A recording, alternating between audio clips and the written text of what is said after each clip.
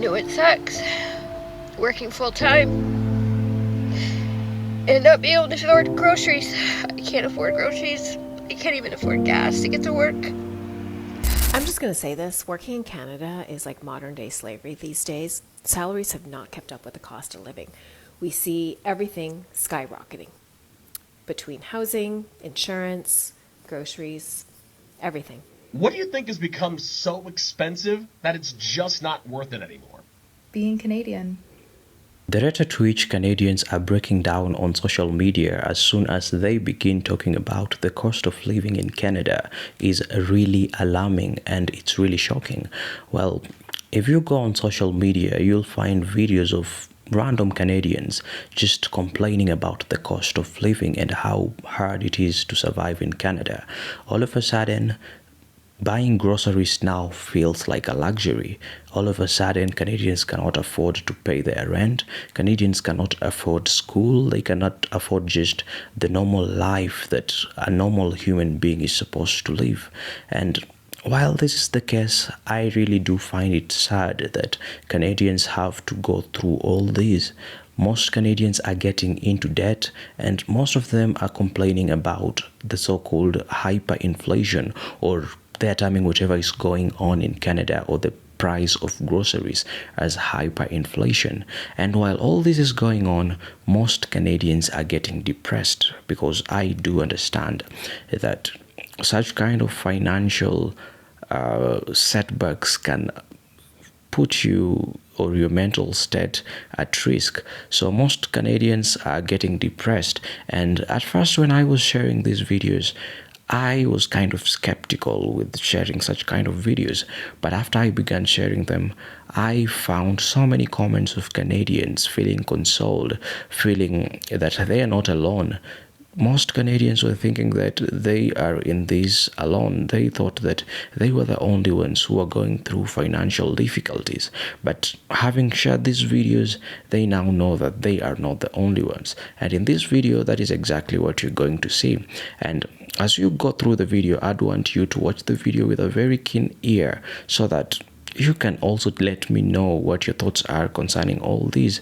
Tell me, what are the possible solutions that you think, or what are the possible financial decisions that you suppose Canadians can take so as to avoid all this that's going on? Because the truth of the matter is, nobody is coming to save Canadians. Are we okay? Because I just got back from the grocery store, and normally what I do is I have 3 hot meals planned out in my mind that I'm going to make and eat for the week, and of course like fruit sprinkled in there and snacks. And I went in, and all of the meat protein that I planned on buying was going to be expired or no good as of tomorrow. So I'm like, well, I guess I'm not getting meat today. And I walked out of there with just enough groceries to cover breakfast for the week, and it was $94, and I still have to go to another store to grab steak and chicken so that I have my meat proteins. And it just has me wondering, like, how are those of you with kids doing this? Like, how are you doing? And if you make less than 80 grand a year, how are you doing it? I need to know. I can't live here anymore. I'm out. I don't understand why people still coming to Toronto. You work 7 days a week and you still can't pay your bills. What? Yes. I'm out. Anyone else feeling stressed with the rising cost of living these days? Between the economy crisis and tariffs affecting prices, it's getting harder and harder to stay ahead. I literally just left the grocery store, and staying within budget is feeling so challenging. But I don't let that control me. I decided to take some action some time ago, learn how to manage my money smarter, not just for me, but for my family. And now what I do is I teach others how to do the same. I encourage you to take charge of your financial future, whether that's learning new strategies or even exploring extra income opportunities. It's time to make a change. So many people are getting into debt just to enable themselves to continue living the kind of life that they were living in the last probably 10 years, or the kind of life that they were living probably in 2015. And times are changing. People do not just want to cut their costs of living, or they don't want to cut down on how they spend their cash. Instead, so many people are opting to get into debt.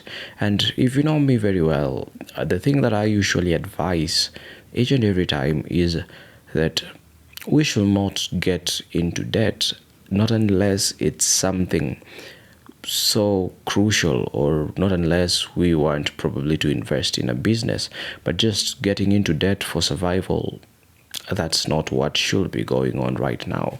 Whatever you're facing is is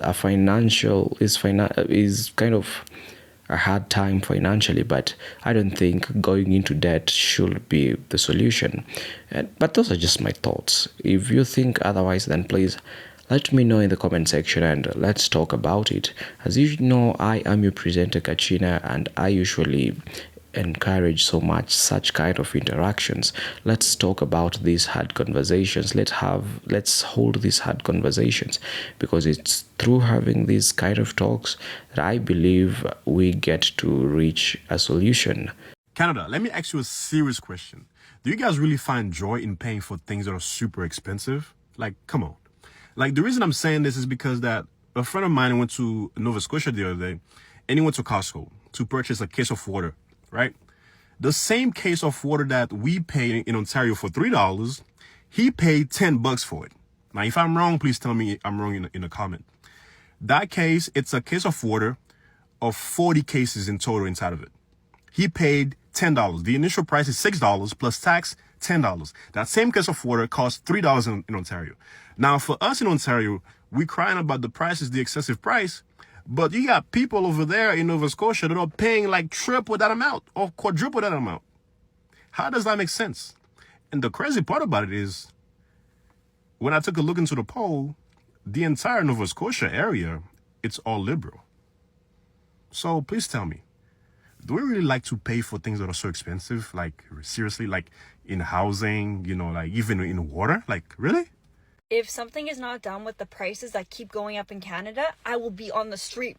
I will be literally on the street corner next week, panhandling, asking for some change. It's comical how our wages aren't going up, but the price of everything around us skyrocketing. And it's not near as bad in America as it is in Canada. It's 1,000% worse in Canada. Every aspect, we can't catch a break. Groceries are now like triple the price. I just saw a video on TikTok and this girl was like, isn't this expensive for what this is? And it was a vegetable platter, not even like expensive vegetables, literally carrots, some broccoli, some cucumber, a little cherry tomatoes. It was a decent sized platter, but it wasn't anything crazy, and that was being charged $45 for the platter. Over double the amount that would used to be. Like a normal platter like that probably would go for about $15 to $20. It's $2.50 for an apple. When you're weighing to get an apple, it's $2.50 per pound for an apple. I haven't gotten a facial in so long, and when I was in high school I used to go to this facial place all the time and get my skin cleaned out. It's been quite a few years since I've actually been to this facial place, but I was like, you know what,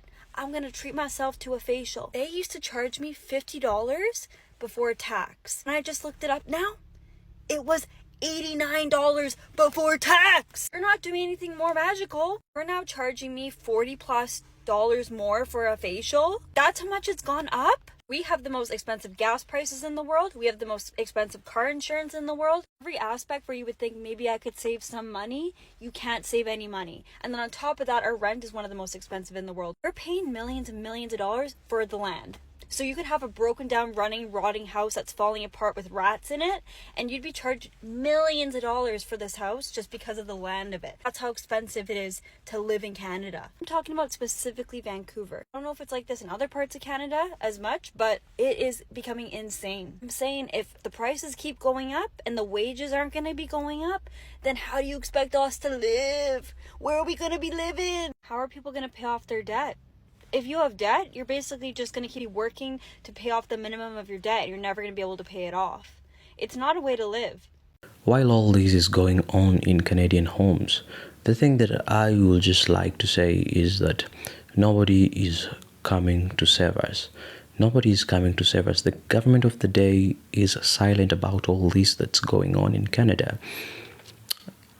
Politicians do not have the people's interest at heart. If anything, the government is making decisions that only favor their profits or only favor their gains. So having understood this, then we need to do something about it or else we'll perish. First of all, I'd just like to say that anyone watching this, if at all you're in debt, then what needs to be done is first of all try and get yourself out of debt. I know it's something hard, it's not something that most people will do with ease, but first try and get yourself out of debt, and then second, try and kind of lower your expenses or lower your how you spend your money. You can lower your expenses by probably cutting on a few things here and there, cut on a few luxuries, cut on those things that you can do without, just to probably help you move or live life easily. The third thing that you need to do or that you can do to help yourself come out of the financial pit that you're in is probably try and increase your income or the number of incomes. What's I don't know what this is. I think it's a bug. Anyway, you can try and increase the number of income sources, or just try and increase your income, maybe by finding another job, by starting a side business, or even just by starting or your journey in social media. Probably, who knows, if you have not, or if you have an idea and you've not taken a leap of faith and started the idea, then this is your wake-up call. Just do it blindly, do it from zero. Who knows where it will get. In this digital era, I believe we can be able to do jobs that are remote and just probably earn a few cents that we did not have initially. Anyway, those are just my thoughts, and as usual, I'd really want to know what your thoughts are.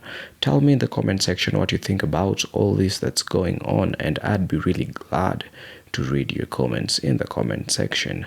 As usual, if at all you found the video interesting, then please, I'd ask you to give it a thumbs up, and also you may consider supporting this channel by subscribing or even buying a membership, and there you'll be able to see what we have to offer you. Otherwise, that's all I have for today, and yeah, I just want to thank all those who support me and all those viewers who come back to watch my videos each and every time I put up a new upload.